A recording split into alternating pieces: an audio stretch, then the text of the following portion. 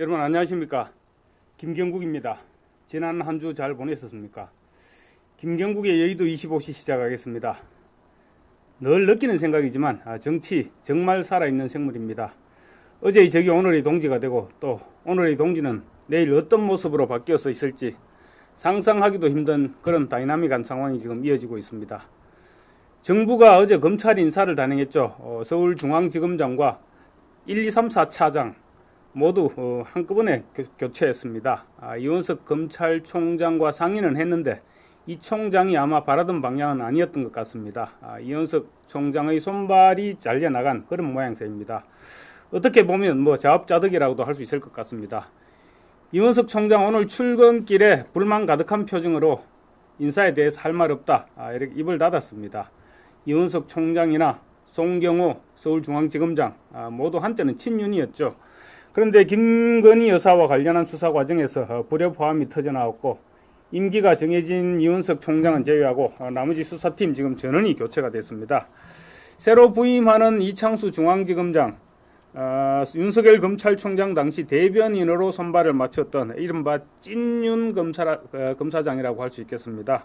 이원석 총장 불만은 있겠지만 김건희 여사 수사와 관련한 수사처럼 이재명이나 조국 대표 역시 울산시장 선거 개입 관련해서 지금 재기 수사가 명령이 내려져 있죠. 그리고 이준석 성접대 관련 무고죄, 또 김정숙 여사의 타지마할 관광 관련해서 국고 손실, 이런 부분에 대한 수사도 김건희 여사의 수사처럼 같은 기준으로 속도를 냈었어야 했습니다. 이제 이창수 서울중앙지검장과 김유철 수원지검장, 그리고 박영진 전주지검장 등이 이재명, 조국, 문재인, 그리고 또 돈봉투 정치인들, 이런 부분들에 대한 수사의 속도를 낼 것으로 기대가 되고 있습니다. 검찰 관련 소식은 조금 이따가 아시아투데이 기사 소개할 때 또 좀 더 말씀드리기로 하고요. 지금 굉장히 치열할 것으로 예상되어 왔던 민주당의 국회의장 후보 경쟁, 추미애 당선인 쪽으로 지금 급격하게 중심체가 기울어가는 모양새입니다. 추미애 당선인 이번에 6선에 당선됐죠. 경기도 하남갑입니다. 그제입니다. 친명계 조정식 전 사무총장이 추미애 의원과 추미애 당선자와 단일화를 했죠. 단일화 선언을 했고, 그리고 하루 전인가 이틀 전쯤에 친명 좌장으로 불리는 오선의 정성호 의원 불출마를 선언했습니다. 그래서 지금은 추미애 당선인과 우원식 의원 간의 대결 구도로 지금 이렇게 기울고 있습니다. 이 대표의 강성 지지층인 개딸들은 벌써부터 우원식 의원을 향해서 지금 포문을 열었습니다. 국민과 당원이 추당선인을 압도적으로 지지하고 있는데 무슨 똥배짱으로 경선을 하겠다고 하느냐, 그냥 추미애 당선인을 지지하고 물러서라 이 말이죠.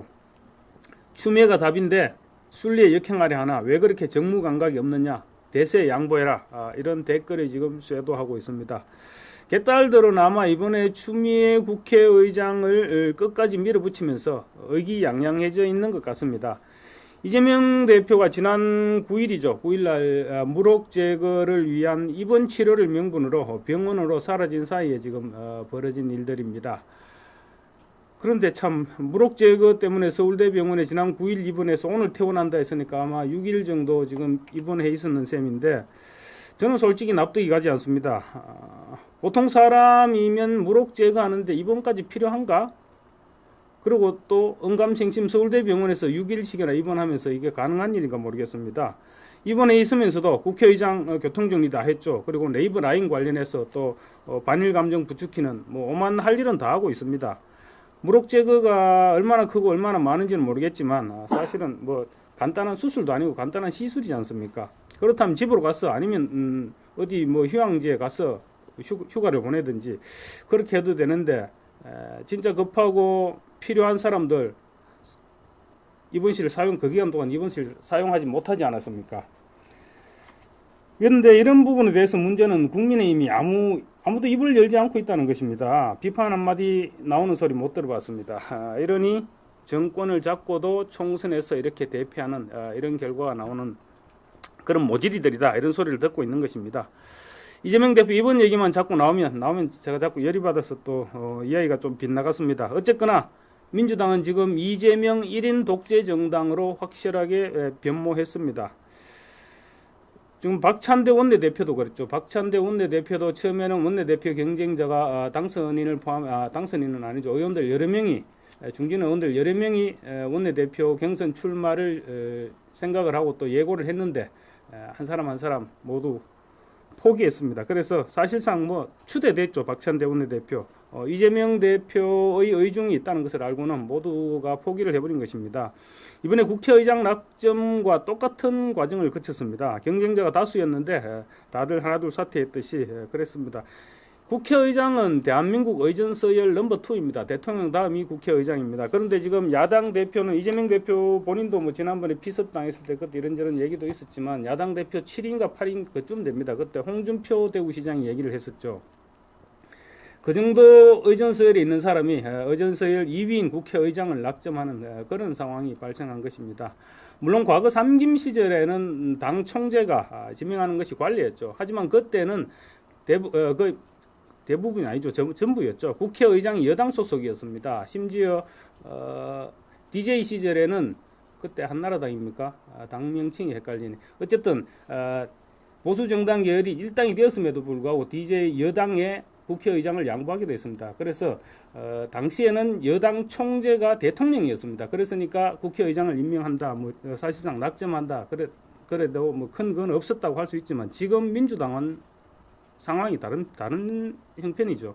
그러다 보니 우상호 의원이 오늘 한마디 했습니다. CBS 라디오에서 대한민국 권력 서열 2위를 당대표나 원내대표가 결정한다는 건 뭐가 잘못된 것 같다. 민주당은 상향식 공천, 당내 민주주의를 중시하는 정당인데 그런 방법은 분명히 잘못된 것 같다. 이렇게 지적했을 정도입니다. 그런데 사실상 국회의장 자리를 굳힌 추미애 당선인 이재명 대표가 잘해주시길 바란다는 말을 했다. 이렇게 자랑질을 하고 다닙니다. 그러니까 이재명 대표로부터 낙점을 받았다. 이런 주장을 하고 다니는 것이죠. 뭐 아직 의원들 간의 우원식 의원과 최종 투표가 하지 않았고 그래서 아직 후보로 결정된 것은 아니니까 아마 마지막까지 표를 다진다는 차원에서 이런 얘기를 하고 다니는 것 같습니다. 추미애 당선인 일찌감치 국회의장은 중립일 필요가 없다. 이런 얘기를 하고 다니는 사람이죠. 그런데 이런 사람이 사실 국회의장이 됐다. 그랬을 때 대한민국 국회 걱정도 되고 이제 협치를 위한 원래 국회의장은 여야가 다툴 때 중재도 하고 또 협치를 위한 그런 노력을 해야 되는데 이제 추미애 국회의장이 되면 그런 노력은 기대하기가 힘들지 않겠나 이런 생각이 듭니다. 또 한편으로는 이재명 대표가 추미애 당선인을 국회의장으로 낙점한 것을 놓고 자충수가 될 수도 있다. 이런 지적도 없지 않습니다. 추미애 당선인은 원래 좌충우돌형이죠. 그리고 지금 자기 정치에 대한 욕심이 굉장히 많은 사람입니다. 그래서 만약에 이재명 대표가 사법 리스크로 삐끗하는 순간에는 언제든지 뒤통수를 때릴 가능성이 있다. 이런 얘기도 나오고 있습니다. 이런 추미애 당선인의 성향을 이재명 대표 누구보다 잘 알죠. 그래서 사실은 이재명 대표도 추미애 당선인에게 국회의장을 줄 생각이 그렇게 없었습니다. 친명인 정성호 또는 조정식 의원을 더 선호했던 것으로 알려지고 있습니다. 국회의장 당내 경선에서 결선 투표를 실시하겠다. 그렇게 결정한 것만 봐도 추미애가 아닌 조정식 내지 정성호였다. 이렇게 볼 수 있을 것입니다. 그런데 개딸들이 사실은 추미애 당선인의 선명성 있는 추미애를 원한다. 이래서 뭐 개딸들의 거의 압도적인 지지를 받았습니다.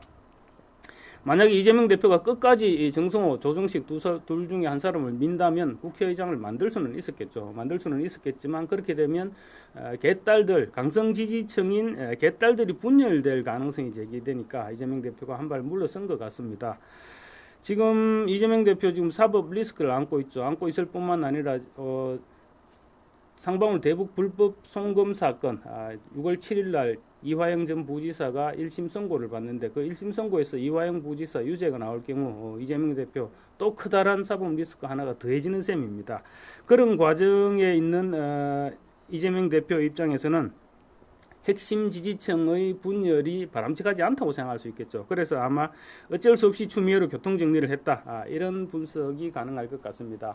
아마 추미애 당선인 역시 이런 과정을 잘 알고 있을 겁니다. 그래서 속으로는 어떻게 보면 꽁하고 이렇게 한규팅이를 그렇게 끌어안고 있을지도 모릅니다. 그리고 이번 과정에서 개딸들의 지지를 확인했죠. 개딸들의 지지를 확인했기 때문에 추미애 당선인 나름대로 속으로는 자신감을 가지고 있을 가능성이 있을지도 모르겠습니다. 그래서 이번 어떻게 보면 이번 국회의장 경선 과정에서 이재명 대표의 완벽하게 민주당을 완벽하게 장악한 것 같지만 그 귀퉁이 한 귀퉁이에 이 대표 리더십의 구멍이 발견됐다. 구멍이 확인됐다. 이렇게도 볼 수 있을 것 같습니다. 그렇지만 어쨌건 간에 추미애 국회의장이 이끄는 대한민국 국회 걱정되는 것은 사실입니다. 이재명 대표 지금 원내대표와 방금 말씀드린 국회의장 그렇게 사실상 지명했죠. 거기에 또 자기의 대표 연임까지 지금 셀프 추대가 될 것 같은데 사실상 트리플 크라운을 달성하는 그런 모습입니다. 사법 리스크에 맞서기 위해서 지금 국회의원 배지로는 어딘가 좀 찝찝할 수도 있으니까 171석 정당의 대표로서 확실한 방탄복을 입겠다는 것 같습니다. 이재명 대표 지난 총선 과정에서 당대표 연임을 할 것이냐 이렇게 기자들이 물어보니까 당대표 지금 사실 3D다 이렇게 얘기하면서 고개를 절레절레 흔들었습니다.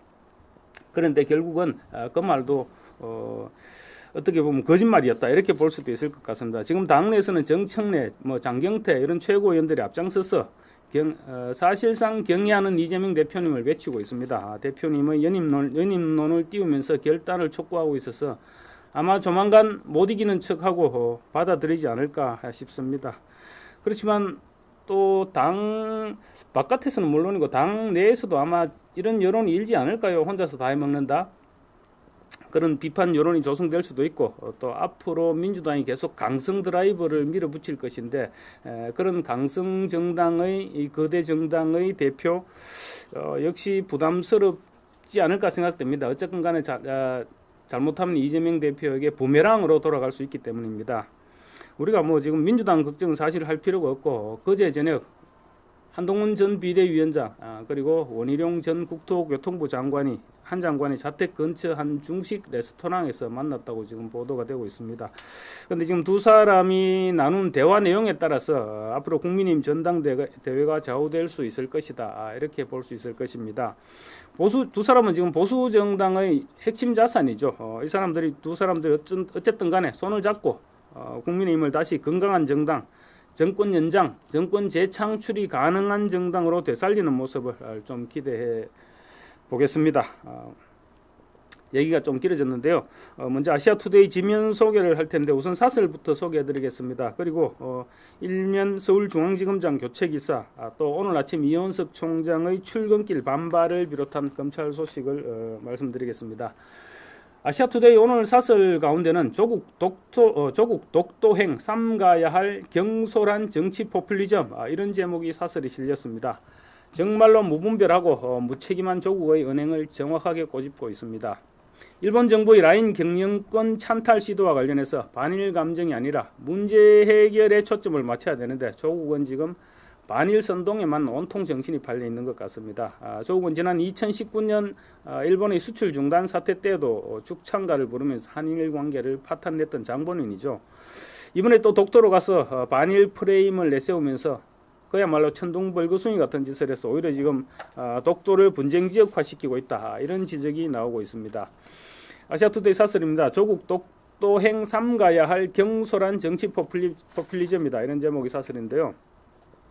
조국 대표가 지난 13일 독도를 방문했는데 일본 정부가 일본의 대표적 소통 앱인 라인 경영권 찬탈을 시도하는 데 대한 항의 차원의 방문이다 이렇게 주장했습니다. 조국 대표 12일 페이스북에 독도는 우리 땅이다. 윤석열 정권의 대일 굴욕 외교를 심판하겠다. 그렇게 하면서 반일 정서를 자극하면서 정치 쟁점화를 시도하고 있습니다. 13일에는 또 독도는 우리 땅, 라인도 우리 것 이렇게 한껏 목청을 높였습니다. 조국 자기가 얘기를 안 해도 독도 우리 땅입니다. 알만한 사람 말 안 해도 우리 땅이고 그리고 조국이 그렇게 얘기하는 것은 우리 집 안방에서 손님들에게 여기 우리 집이다 이렇게 외치는 것이나 다름이 없는 것입니다. 지금 조국의 이 같은 행동은 이미 백방으로 노력 중인 정부를 그림자 취급하고 오히려 사태를 꼬이기 위해서 정부 공격의 소재로 삼겠다 이런 속내를 그대로 보여줬다고 할 수 있을 것입니다. 사설은 이렇게 지적합니다. 라인 사태와 관련해서 당사자인 네이버 측은 일본 측 동업자인 소프트뱅크 측에 50% 지분 매각 등 다양한 다각적인 방향을 모색하고 있다. 물론 한국의 대표 플랫폼 사업자인 네이버의 자회사 라인을 강압적인 힘을 빌려 일본화하려는 일본 측의 행위에 대해서는 엄중 항의해야 하지만 다른 한편 라인 지분 처리 문제는 중대한 경영상의 판단과 결정의 문제이기도 하다. 본질적으로 경영상의 문제를 항일 정신으로 포장한 억지 춘향식 정치 포퓰리즘으로는 문제를 해결할 수 없다고 지적했습니다. 그리고 한일 관계에서 독도 문제를 섣불리 건드린 것은 독도를 분쟁 지역화하려는 일본의 얕은 꾀에 휘말려드는 경솔한 행위라는 지적을 귀담아 들어야 된다. 정작 역대 정부들은 진보와 보수를 막론하고 독도 영유권을 놓고 일본과 논쟁을 벌이기보다는 독도에 대한 실효적 지배력을 높이는 데 주력한 것도 바로 이 때문이라는 점을 명심해야 된다라고 지적했습니다. 우리는 이미 독도의 경비대까지 파견하고 있죠. 그리고 독도에 또 주소지를 준 독도 주민까지 있습니다. 그런데 분쟁화 시도에 왜 우리가 스스로 일본의 분쟁화 시대에 말려들려고 합니까? 국내 정치에 활용하기 위해서 독도를 팔아먹은 조국의 주장은 독도를 팔아먹은 그런 매국 노들이나 다름없다 이렇게 생각이 됩니다. 그리고 제가 지금 아까 좀 전에 잠깐 말씀드렸는데 한동훈 비대위원장과 원희룡 전 장관이 어제 저녁 딤섬 회동으로 지금 국민의힘이 앞으로 나아가야 할 방향에 대해 이런 의견 교환을 한 것으로 보이는데 그래서 한동훈 등판론에 지금 힘이 좀 실리고 있죠. 그런데 한동훈 등판론을 막고 지금 자기들 욕심을 챙기려는 세력이 나타나고 있는데 아시아투데이 정치부 유재니 기자가 기자의 눈을 통해서 역사 속으로 사라진 훈훈 브라더스라는 기자 수첩을 썼는데 제가 잠깐만 소개해드리겠습니다. 국민의힘이 총선에서 참패한 원인을 분석하고 지금 반성하자는 취지로 통선 백서 TF가 만들어졌죠. 그 TF 위원장인 조정훈 의원인데 조정훈 의원이 다른 욕심을 내고 있다 이런 지적을 하고 있는 것입니다. 황우여 비대위원장이 보수의 정체성 회복에 최선을 다하겠다 이런 입장을 밝혔는데 조 의원은 정치적 경험이나 보수 정체성에 있어서는 거리가 먼 인사로 평가된다. 조정훈 의원 사실 그랬죠. 지난 21대 총선에서 더불어민주당의 위성정당인 더불어시민당 비례대표로 국회에 입성했습니다. 그러고 있다가 이제 시대전환을 창당했다가 작년 강서구청장의 보궐선거에서 국민의힘이 참패하고 그 이후에 지금 영입인재 1호로 그렇게 입당을 했습니다. 그래서 민주당으로부터는 철새다 이런 비판을 받아왔죠. 이번 총선에서는 마포갑의 공천을 받고 당선됐는데 사실은 한동훈 전 위원장이 조 의원을 지원 사격을 엄청 열심히 다녔습니다. 그래서 거기에 아슬아슬하게 당선이 됐기 때문에 한동훈 위원장의 지원 사격에 힘입어서 당선됐다. 그렇게 얘기해도 큰 무리는 아닐 것 같습니다. 지난 21대 국회에서는 법사위 소속이었는데 한동훈 위원장이 법무부 장관이었죠. 그래서 국회 법사위원회에서 둘이가 케미가 괜찮았습니다. 그래서 훈훈 브라더스 이런 이름을 얻으면서 정치적 시너지를 기대하게 했는데 이처럼 친한동훈계로 사실은 출발을 하는 것 같았는데 최근 들어 지금 조정훈 의원, 한동훈 전 위원장을 좀 격하게 지금 저격하는 행보를 보이고 있습니다. 지금 백서 준비를 하면서 백서 설문에다 이런 내용도 포함시켰죠. 한동훈이 메시지가 도움이 됐느냐, 또 뭐 2조 심판론이 적절했느냐, 한동훈 원탑이 바람직했다고 생각하느냐, 이런 설문들을 포함시켰는데 이런 설문들은 사실은 한동훈을 저격하기 위한 설문으로 봐야 되겠죠. 그러고는 또 지난 주말에는 한동훈 속되게 표현하면 한동훈을 못 잡아먹어서 안달이 났다고 할까요? 그런 홍준표 대구시장을 대구까지 찾아가서 만났습니다. 이런 모습을 보고 사실은 사람들이 배신자, 괴주의자, 간신배 이런 질타가 쏟아지고 있다 이렇게 지적을 했습니다. 조 의원이 또 근래 들어서는 당권 도전 가능성까지 시사했는데 그러니까 한동훈 전 위원장을 정면에서 견제하려는 술수가 아니냐 이런 풍문도 돌고 있고 당의 역사를 충분히 알지 못하는 상황에서 당권을 바라보는 것은 무리라는 목소리까지 나온다. 조 의원의 교토 삼굴 행보에 4.10 총선의 성찰 백서가 맹탕 백서가 되는지 아는 것은 되지 않을까 우려스럽다. 이렇게 유재니 기자가 지적을 했습니다. 다음으로 아시아투데이 일면 기사인데요. 검찰 인사 소식입니다. 1면과 7면 그리고 인터넷판에 두루 쭉 기사가 연결되어 있습니다. 법무부가 어제 서울중앙지검장을 비롯한 검사장급만 39명의 인사를 단행했습니다. 이원석 좀 아까도 말씀드렸지만 이원석 검찰총장 라인이 지금 대거 배제되고 새로운 윤석열 사단이 지금 약진했습니다. 사실상 이원석 검찰총장의 무장을 해제했다, 해제한 인사다 이렇게 지금 평가를 하고 있습니다. 우선 서울중앙지검장에는 이창수 전주지검장이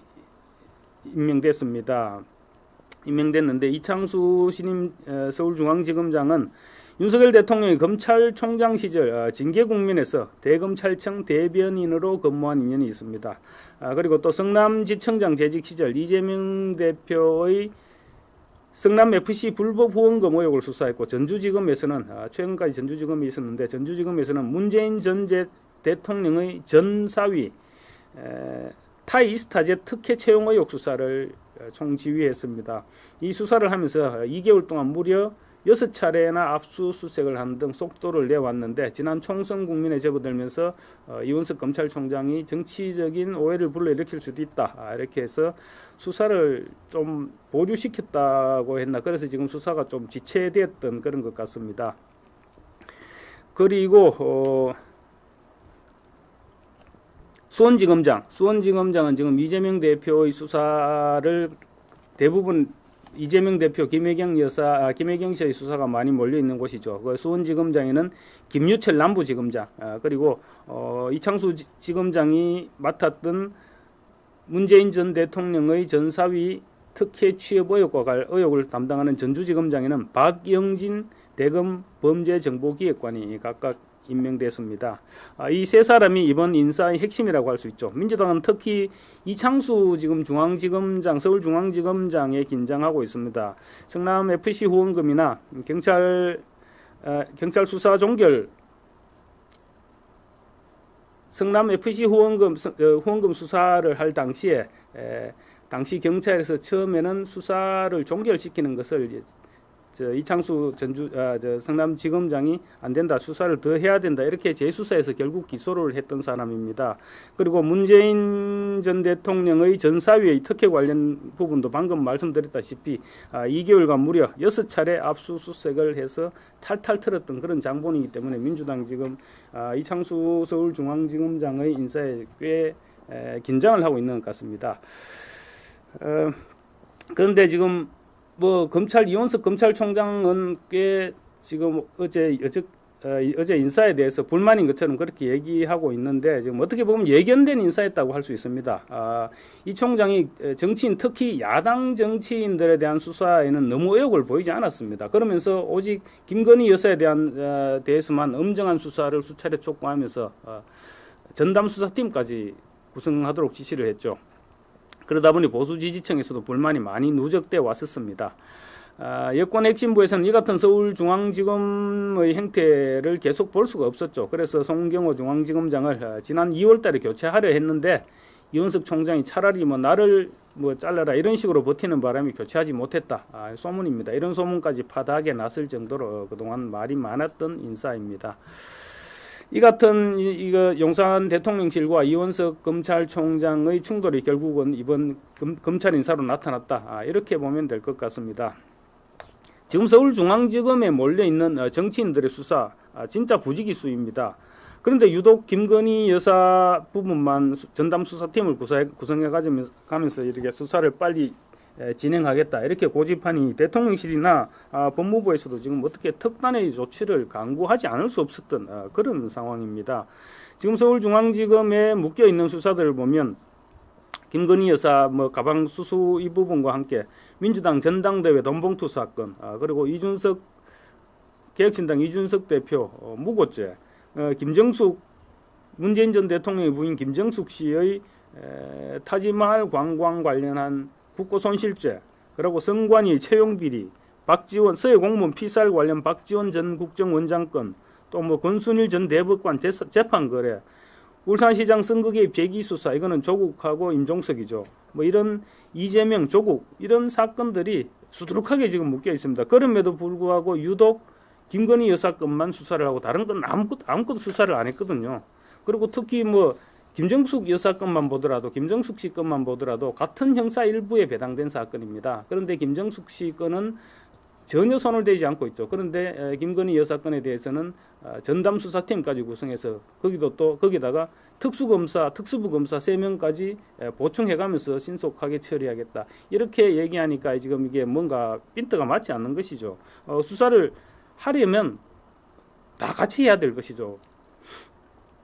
그래서 이번 검찰 인사로 지금 서울중앙지검에 묶여있는 사건들은 물론이고 수원지검에도 지금 정자동 이재명 대표 관련입니다. 정자동 호텔 특혜, 그리고 또 이재명 대표와 김혜경 씨의 불법 버카 사용, 또 쌍방울 대북 불법 송금, 쪼개기 후원금, 이런 이재명 대표 관련 사건들이 지금 아직 수두룩하게 묶여 있습니다. 그리고 전주지검은 방금 말씀드렸던 문재인 전 대통령의 전사위 특혜 취업, 이런 사건들, 이재명 문재인 사건도 이번 검찰 인사로 해서 아마 더욱 박차를 가하게 되지 않을까, 이렇게 보여지고 있습니다.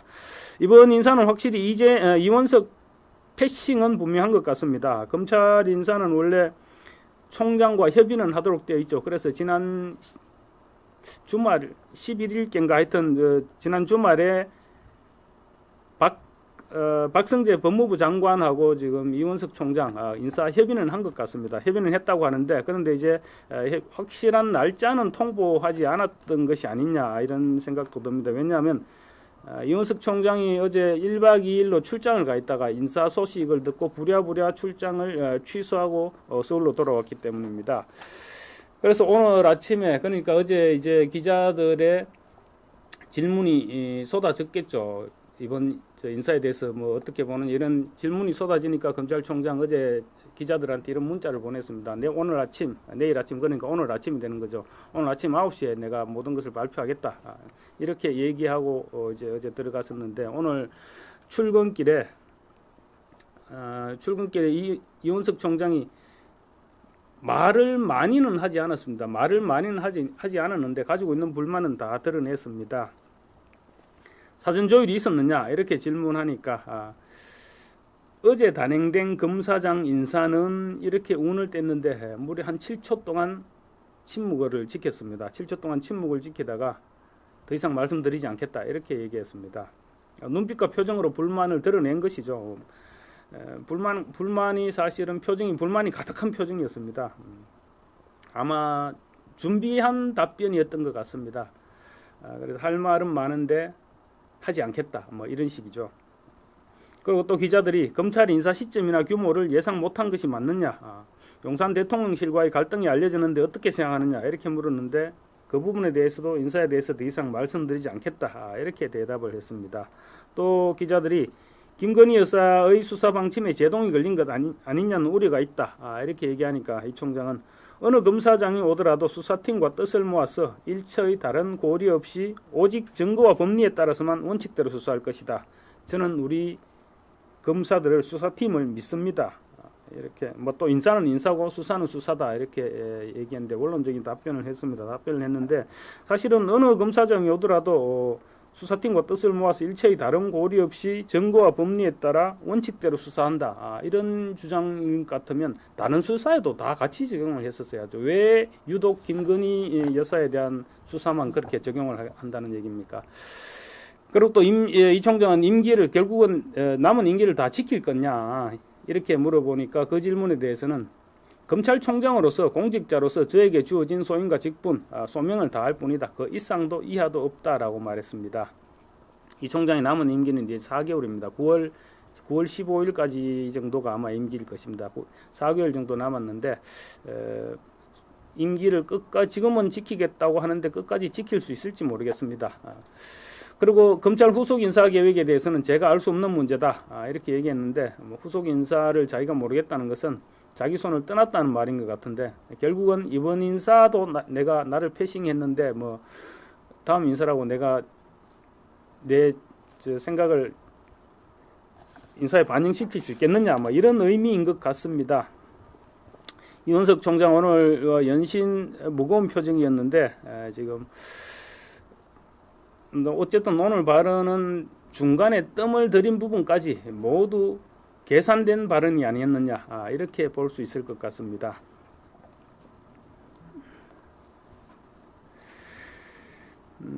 그리고 좀 전에 제가 말씀드렸는데 지금 이제 4개월 임기가 이제 4개월 남았는데 과연 끝까지 임기를 지킬 것인가 이런 부분은 지금 윤석열 대통령이 임기가 아직 3년이나 남았습니다. 3년 남은 임명권자가 당신 더는 못 믿겠다 이렇게 얘기했는 건데 계속 버틸 수 있겠느냐 뭐 이런 얘기입니다. 그러니까 이원석 총장 야당 정치인들에 대해서도 제대로 수사를 했다면 정말 이런 일은 없었을 것입니다. 그런데 마치 지금 오늘은 뭐 핍박받는 듯한 그런 표정을 굳히고 얘기하는 것이 제가 볼 때 좀 많이 이상했습니다. 단적으로 지금 돈봉투 의원들 소환조차 못하고 있죠. 그리고 또 김건희 여사 수사를 뭐 덮으라 한 것도 아니지 않습니까? 공정하게 수사를 해라. 김건희 여사를 할 것 같으면 쉽게 얘기하면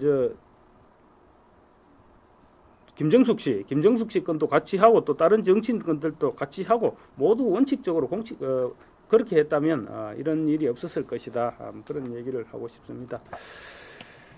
그리고 지금 라인 야후 사태 관련해서 지금 일본 야당들이 반일 감정 장사를 하고 있는데 그 부분을 좀 말씀드릴까 합니다. 좌파들이 또 지금 반일 감정을 선동하고 나섰죠.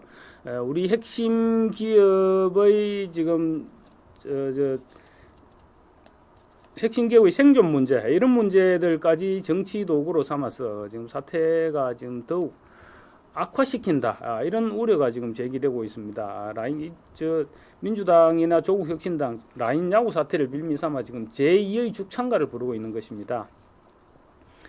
이번 사태는 일본 정부가 우리 네이버에 라인 야후의 지분을 정리해라, 그냥 매각해라 이렇게 압박하면서 출발된 것입니다. 결국 지금 국제통상 이슈로 부각됐는데 이 부분하고는 별개로 또 국내에서는 야당을 중심으로 반일 선동이 심각해지고 있습니다. 야후 사태를 간단히 정리하면 이렇습니다. 라인 야후는 일본의 국민 메신저라고 불리는 라인의 운영사입니다. 한국 네이버와 일본 소프트뱅크가 A홀딩스라는 지주회사를 통해 지분을 절반씩 보유한 회사입니다. SBS 박상진 도쿄특파원에 따르면 일본이 지금 라인 메신저를 탐내는 이유는 일본 내에서 워낙 영향력이 크기 때문이라고 합니다. 일본 국민 9,600만 명, 그러니까 1억 2천만 명 중에 9,600만 명이 사용하는 그야말로 일본의 대표적인 메신저 앱인 것입니다. 인구의 80% 정도가 사용하고 있는 것이죠. 그러니까 일본은 이 메신저의 빅데이터들이 결국 한국으로 들어갈 수 있는 것 아니냐 이런 근본적인 불안감이 있다고 합니다. 말하자면 일본 국민 지금 대부분들이 다 사용하고 또 국민 대부분이 관련되어 있는 그런 부분인데 그런데 데이터 이런 것들이 일본에는 없고 이게 다른 나라에 들어가 있다. 일본 국민들이 쓰는 거 일본에 있어야 되는 거 아니냐 이런 인식이라는 것입니다. 일본 총무성은 행정지도가 라인 야후에 대한 행정지도가 직접적인 지분 매각 요구는 아니다 이런 입장을 밝히고 있는데 행정지도 내용이 뭐냐면 네이버의 그러니까 한국 네이버죠. 네이버의 자본적 지배를 줄이거나 없애는 관계를 요구한 것입니다. 결국은 네이버의 지분을 빼라 이런 지도인 것이죠. 그래서 지금 우리 정부는 일단 네이버의 의사결정을 기다리고 있다 이런 것이었는데 지금 사실은 네이버가 지분 매각할지 어쩔지 먼저 결정을 해야 정부도 어떻게 지원할지 판단할 수 있다 이런 논리로 처음에는 지금 직접 개입을 끌어왔던 것입니다. 그런데 지금 사태가 좀 심각해지니까 정부에서 대통령실에서 어제 이어 오늘도 일본은 우리 네이버의 의사에 배치되는 조치를 해서는 절대로 안 된다 이렇게 강력히 경고를 하고 있습니다. 어제도 그랬습니다. 어제는 우리 기업의 의사에 조금이라도 반하는 부당한 조치에 대해서는 우리 정부가 단호하고 강력하게 대응해 나갈 것이다 이렇게 경고를 했습니다. 그러니까 정부가 지금까지 손을 놓고 있었던 것이 아니라 네이버와 긴밀히 협의하면서 외교 채널을 통해 일본 정부의 입장도 확인해왔다 이렇게 주장하고 있었던 것입니다. 라인 야후는 작년 11월입니다. 작년 11월에 발생한 네이버 클라우드 해킹 사건, 그리고 일본 정부의 그에 따른 행정 지도를 빌미로 해서 네이버의 지분 매각을 압박하고 있습니다. 그래서 대통령실 성태윤 정책실장은 당시 해킹 사고 신고 직후부터 네이버 측하고 사실관계 그리고 대응 방안 이런 부분을 논의해 왔다고 설명하고 있습니다. 그런데 지금 어쨌든 야당에서는 대한민국 정부는 도대체 뭘 하고 있느냐 이렇게 지금 죽창가를 불러대고 있는 것이죠. 당사자인 네이버의 입장도 중요한데 네이버는 사태 초기에는 라인 야후의 지분을 유지하면서 보안 문제를 해결하고 일본 정부의 신뢰를 회복하면 된다. 이게 이제 1순위 전략이죠. 제일 바람직한 방법이죠. 근데 사실은 소프트뱅크와의 제휴가 그때도 기대만큼의 성과는 내지 못하고 있는 상황이라고 합니다. 그렇지만 아직 여전히 성장 가능성이 있고 특히 대남이나 동남아 등 해외 진출의 발판이 있기 때문에 쉽게 놓기는 싫은 그런 상황이라고 지금 전해지고 있습니다.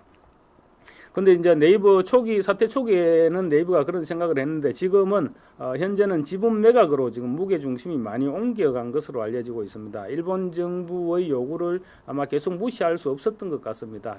일본 정부의 요구를 무시할 경우 네이버가 앞으로 웹툰이나 이커머스 이런 다른 일본 내 사업이 타격을 입지 않을까 이런 우려를 했던 것 같습니다.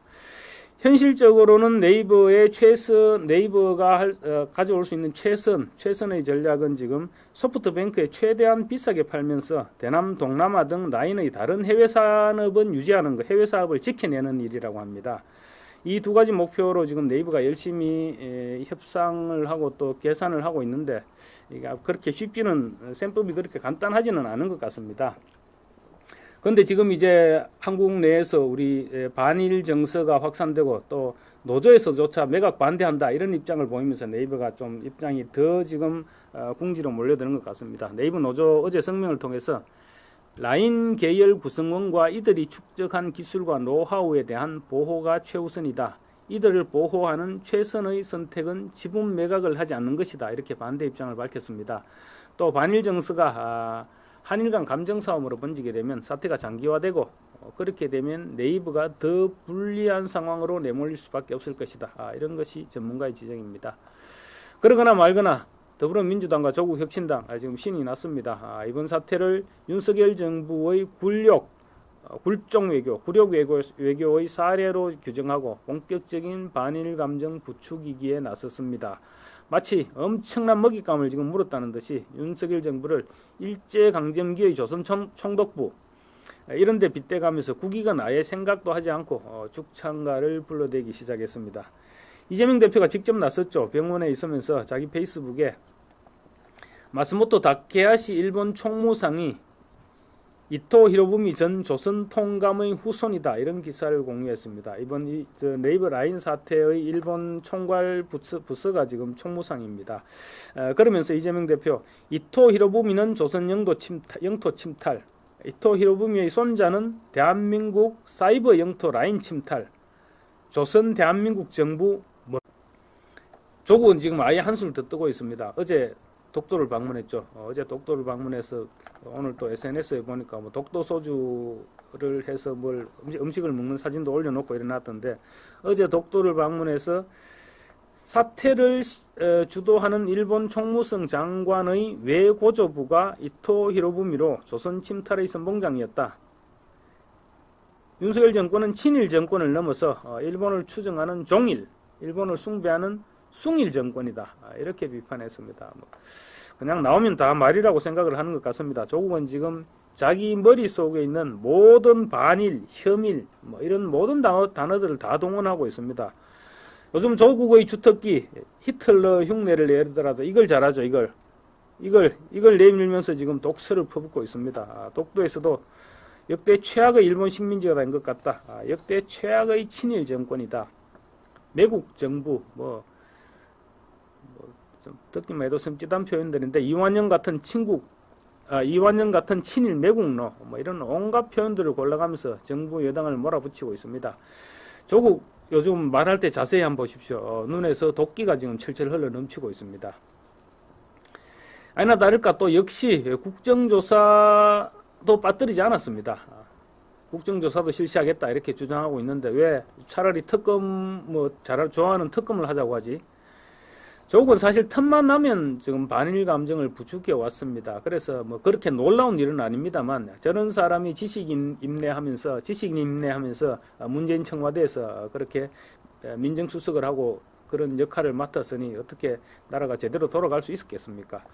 조국은 2019년 일본의 수출 규제로 한일 갈등이 고조됐을 때 항일 의병을 소절한 죽창가를 페이스북에 공유하면서 반일 감정을 부추겼죠.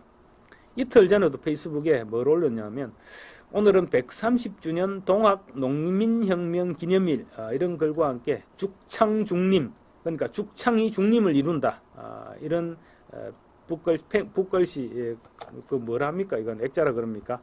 그걸 페이스북에 올렸습니다. 도대체 조국의 정신은 아직도 일제시대, 일제강점기에 머물러 있는 것이 아니냐 이런 의심이 들게 하는 그런 행동들입니다. 그래서 저런 사람이 이끌어가는 조국혁명당이 앞으로 어떤 모습을 보이게 될까? 그리고 우리 국민 세금도 들어가는데 우리 대한민국에 저런 정당이 무슨 도움이 될까? 이런 생각을 해보지 않을 수 없습니다. 그리고 네이버의 라인 경영권과 독도가 도대체 무슨 상관이 있다고 독도를 방문합니까? 독도를 영토 분쟁화시키려는 일본이 지금 독도를 국제 영토 분쟁화 시키려는데 지금 혈안이 되어 있죠. 그런 일본에 지금 오히려 빌미를 주고 있는 것입니다. 오히려 조국 네가 친일파 아니야? 당장 일본은 지금 조국의 독도 방문에 대해서 반응을 내놓았습니다. 명백히 일본 고유 영토라는 점을 감안하면 도저히 받아들일 수 없고 극히 유감스럽다. 이렇게 얘기했습니다. 가만히 있으면 우리 땅인데 왜 자꾸 시비를 걸어올 빌미를 주느냐 이 말입니다. 일본은 어떻게 하든지 영유권 분쟁을 유발시켜서 국제사법재판소 이런 데 제소해서 계속 분쟁화시켜 나가겠다. 이런 전략인데 조국이 앞장서서 일본에 도움을 주고 있는 것입니다.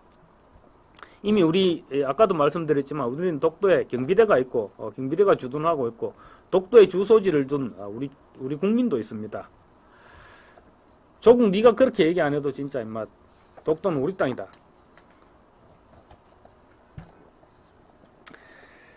그리고 지난 주말 다른 얘기입니다. 지난 주말 친명계 당선인들 현역 의원과 당선인들 합쳐서 27명이 지금 집단 행동을 했습니다. 그래서 나름대로 의미가 있는 것 같아서 한번 짚어볼까 합니다. 지난 일요일입니다. 5월 12일 국회 소통관에서 주목할 만한 기자회견이 있었습니다. 문재인 정부 출신 민주당 당선인 27명이 검찰을 향해서 전직 대통령을 겨냥한 무리한 정치 보복성 수사를 중단하라 이렇게 주장하면서 기자회견을 했습니다.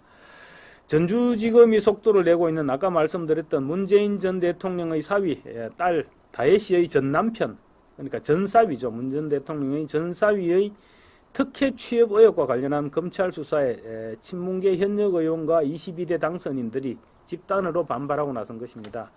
그런데 이 기자회견에 나름대로 의미를 좀 부여할 수 있을 것 같아서 말씀을 드리려고 합니다. 22대 총선 민주당 당선인 중 문재인 정부 대통령 비서실에 근무했던 이력이 있는 인사는 전부 28명입니다. 21대 총선 당시 19명보다는 9명이 많이 늘었죠. 9명이 늘어난 수치입니다. 그 범위를 만약에 대통령 비서실에서 대통령 직속 기구 출신이나 문 전 대통령이 직접 임명한 장차관급 인사 이렇게까지 확대하면 연대감은 물론 대폭 줄어들겠죠. 그렇지만 그 수는 44명까지 늘어납니다. 꽤 많기는 하죠. 근데 이제 이 사람들이 지난 총선 이후 민주당 내에서 친문계들은 가급적 숨죽이면서 지내왔습니다. 우리가 친명계다 이런 걸 내세우지 못했던 것이죠. 그리고 또 그 가운데 상당수는 친명계로 이미 전향을 했고 친문계들은 목소리를 가급적 내지 않고 살았습니다. 친명계 세상에서 목소리를 내봐야 좋을 게 없다 이런 판단을 했기 때문이라고 볼 수도 있고 또 엎드려서 절치부심하는 그런 상황이라고도 할 수 있겠죠. 그런데 그 문재인 정부 대통령 비서실에서 근무했던 이력이 있는 28명이 거의 전부인 27명이면 거의 전부죠. 이 사람들이 전원 이름을 내걸고 한 목소리를 냈다. 지금까지 숨죽이고 있었으면서 이제 와서 한 목소리로 아무리 자신들의 죽음과 관련한 일이라고 하지만 그런 한 목소리를 냈다는 부분은 정치적인 상황을 감안할 때는 한번 생각해 볼 만한 부분이 아니냐, 이런 생각이 들어서 말씀드립니다. 이 사람들이 집단 회견이 주목되는 이유는 문재인 전 대통령 그리고 이재명 대표도 직간접으로 연결되어 있기 때문입니다. 우선 문재인 전 대통령에 대한 수사가 특미까지 진행이 됐다. 그래서 문 전 대통령이 상당한 위기감을 느끼고 있다. 쉽게 말하면 많이 쫄았다. 이런 점을 반영하고 있는 것이 아니냐, 그런 분석이 가능할 것 같습니다. 그저께 22일 날 윤건영, 이용선, 진성준, 이런 문재인 정부에 몸담았던 민주당 당선인 27명이 기자회견에서 문 전 대통령 사위 특혜 취업 의혹 수사와 관련해서 검찰이 피의자도 아닌 참고인 가족까지 공포감을 느끼게 하는 불법적 수사를 하고 있다. 특히 전주지검 담당 검사가 문 전 대통령 전 사위의 모친에게 지속적인 괴롭힘을 자행하고 있다라고 주장했습니다. 그러면서 구체적인 사례를 들었는데, 지난 3월 검사로 추정되는 사람이 손님을 가장해서 전 사위의 모친이 운영하는 목욕탕을 이용했다. 또 다른 날에는 목욕탕 내 카운터 진입을 시도하면서 사돈, 그러니까 문 전 대통령을 지칭하는 것이죠. 사돈을 감싸려다 큰일 난다고 급박도 했다 주장했습니다. 그리고 칠순 노모인 전 사위 모친에게 검찰이 19차례에 걸쳐 전화와 문자를 보냈다. 이거는 수사가 아니라 스토킹 수준이다. 이렇게 강조했습니다. 물론 전주지검은 그런 일은 절대로 없었다고 강력 부인했습니다. 전주지검은 지금 다혜씨의 전남편 서모씨의 타이 이스타젯 항공 특혜 채용 의혹을 수사 중입니다. 이 내용이 뭐냐면 간단하게 말씀드리면 2018년 5월 당시 문재인 대통령 시절이죠. 사위이던 서모씨가 타이 이스타젯 실소유주이던 이상직 전 민주당 의원의 문재인 전 대통령의 사위이던 서모씨가 이상직 전 민주당 의원이 실소유주로 있는 타이 이스타젯 항공의 전무이사로 채용됐습니다. 그런데 이 서모 씨는 항공 업무에 대해서는 아무것도 모르는 그야말로 문외한이었습니다. 그럼에도 불구하고 항공사 최고위직에 채용됐는데, 서 씨가 채용되기 2달 전에, 그러니까 2018년 3월에 문재인 전 대통령이 이상직 전 의원을 중소기업진흥공단 이사장으로 임명했습니다. 이상직 전 의원 중소기업진흥공단 이사장에 임명되고 2개월 만에 그러니까 문 전 대통령의 사위를 자기가 소유하고 있는 회사의 전무로 채용했다는 것이죠. 누가 봐도 서로 주고받았다는 관계를 의심할 수밖에 없는 그런 상황인 것입니다. 뿐만 아니라 이상직은 2년 후인 2020년 21대 총선에서는 전북 전주 민주당 공천만 받으면 당선되는 곳이죠. 전북 전주의 공천을 받아서 배지까지 달았습니다. 이스타 항공의 창업주이기도 한 이상직 전 의원은 계열사인 타이 이스타젯을 설립해서 회사에 손실을 끼친 혐의로 1심에서 징역 2년을 선고받았고, 그리고 지금 또 다른 혐의까지 실형을 선고받아서 지금 복역 중입니다. 그런 전사위 서모씨 특혜 채용 의혹에 대해서 2019년 국민의힘이 처음 의혹을 제기했고, 검찰이 2021년 12월부터 수사에 착수했습니다. 그러니까 서 씨는 2021년 다혜 씨와 이혼했으니 아마 수사가 착수되기 전에 이혼을 했다, 이렇게 볼 수 있을 것 같습니다. 검찰은 서 씨 이외에 문 전 대통령과 이 전 의원도 각각 뇌물수수, 뇌물공여 혐의로 입건한 상태입니다. 결국 중요한 포인트는 문 전 대통령이죠. 전주지검이 지난해 이창수 전주지검장, 지금 어제 서울중앙지검으로 발탁된 윤석열 대통령의 핵심 라인이죠. 이창수 전주지검장이 지난해 9월달에 부임을 했습니다. 9월달에 부임을 해서 바로 1월달에 서 씨의 경남 양산 자택을 압수수색하고 소환조사, 이렇게 수사의 속도를 내기 시작했습니다. 전주지검은 그래서 문재인 정부의 청와대 경호처장을 지낸 주영훈 씨까지 총선 전에 소환조사를 마쳤습니다. 수사가 그야말로 문재인 전 대통령의 턱 밑에까지 진행된 것이죠. 이창수 지검장 그야말로 탈탈 털었던 것입니다.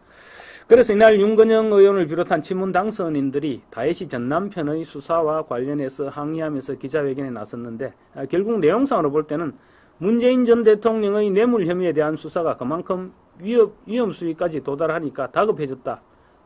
그 다급함이 반영됐기 때문에 이 사람들이 이렇게 무더기로 나와서 기자회견을 했다, 이렇게 볼 수 있는 것이죠. 현역 의원을 포함한 당선인 27명이 뭐가 아쉬워서 뭐 할 일이 없어서 대통령 딸의 전 남편을 보호하기 위해서 우르르 그렇게 몰려다니지는 않았을 것입니다. 문재인 전 대통령 다른 혐의도 아니고 사위를 특혜 취업시켜주기 위해서 이상직 전 의원을 중소기업진흥공단 이사장에 임명했다. 그래서 뇌물공여 혐의를 받고 있는데 공무원의 뇌물 혐의는 중범죄죠. 어쨌거나 친문 당선인들의 집단 행동은 문재인이 그만큼 형사처벌 시점이 다가왔다는 위기감을 느꼈기 때문이다. 이렇게 볼 수 있는 것입니다. 그리고 이와는 별개로 또 친문 당선인 이 사람들이 27명이 단체로 나선 것과 관련해서 이재명 대표 역시 촉각을 곤두세울 수밖에 없는 일이 또 있습니다. 지난 총선에서 친명계가 급부상했죠. 아까도 말씀드렸지만 명실상부한 이재명 독재 정당이 지금 완성됐습니다. 그래서 친문계 인사의 당내 입지나 발언권 사실상 없어졌다 해도 좋을 정도로 지금 줄어들었습니다.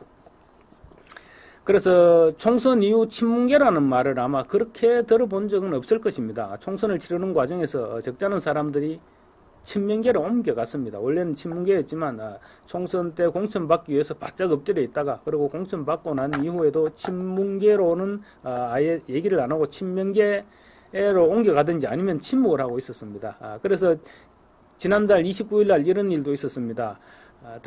원래 당선 인사차, 친문계 인사들이 당선 인사차 양산 평산마을 사저를 방문하기로 돼 있었습니다. 그런데 그날 이재명 대표와 윤석열 대통령과 이재명 대표의 차담회가 있었죠. 차담회가 생겼는데 원래는 차담회가 예정되기 전에는 29일 오찬이 이재명 대표와 오찬이 예정돼 있었고 그리고 저녁에 만찬이 양산의 평산마을에서 문재인 전 대통령과 만찬이 예정돼 있었습니다.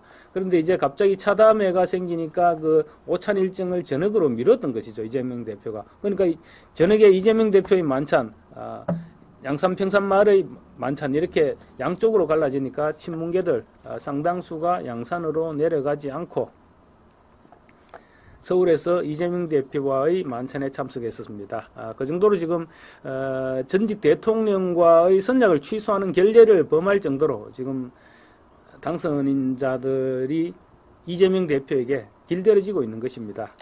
이재명 대표가 원내대표는 물론이고 국회의장까지 지명하고 또 당대표 연임을 기정사실화시키고 있는 상황에서 사실은 우리가 친문이다 이런 사실을 들을 얘기를 꺼려왔던 것이죠. 그랬던 사람들이 그날 이제 단체 성명을 냈던 것입니다. 친문계 이름으로 단체 행동에 나선 것이죠.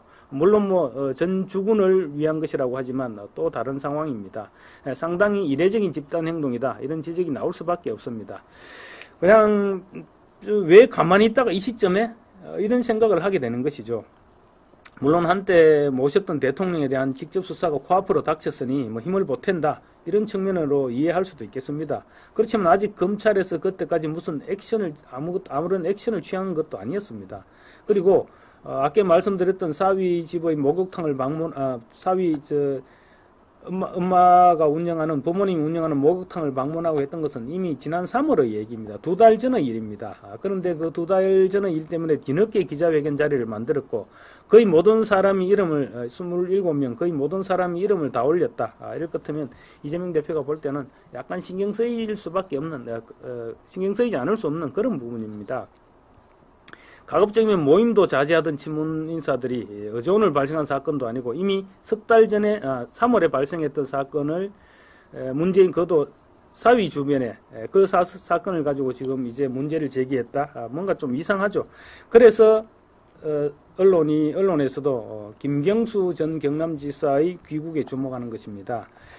오늘 5월 23일이죠. 5월 23일 고 노무현 전 대통령의 15주기가 열림 15주기 행사가 있습니다. 15주기 행사가 있는데 그에 앞서서 김경수 전 경남지사, 노무현 전 대통령이 마지막 비서관 이렇게 불렸죠. 지금 영국에서 유학 중인데 김경수 전 지사가 19일 날 일시 귀국을 합니다.